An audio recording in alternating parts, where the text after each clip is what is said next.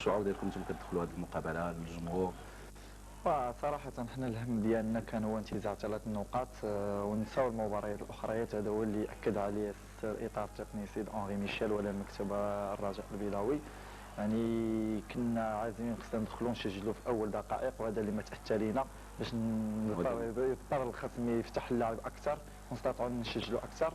ولكن فعلا مصطفى، هذا الهدف ديال موسى سليمان هدف مبكر بالنسبه لفريق الرجاء البيضاوي. تلاحظوا كانت تمريره جميله من مصطفى بيضودان في العمق. الهدف الاول كانت هناك مجموعه من الفرص اللي اتاحت لكل من هشام ابو شروان، وهنا نتابع الفرصه اللي اعطت ضربه جزاء لفائده فريق الكوكب المراكشي. الحكم سيد الطاهري اللي اعلن على ضربه جزاء كتنفذ بطرف طلبوي اللي عطى هدف التعادل لفائده الكوكب المراكشي. دائما كان هناك ضغط لفريق الرجاء البيضاوي في محاوله اضافه هدف ثاني.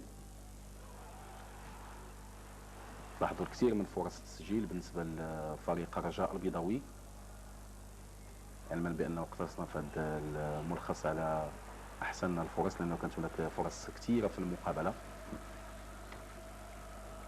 وهنا الهدف دقيقه 60 ديال بيضودان وهو الهدف رقم 14. بطبيعه الحال مصطفى بيضودان هداف البطوله الوطنيه لثاني مره في مشوار هذا اللاعب بعد فوزه باللقب مع فريق الفتح كاحسن هداف. كان زعما تيحمل رقم 14. فريق الرجاء البيضاوي لاحظوا بانه ضيع الكثير من فرص التسجيل، كان بإمكانه إضافة أهداف أخرى، ولكن هناك هجوم مضاد على بعد 5 دقائق من نهاية المقابلة كيستغلوا بشكل جيد الزبدي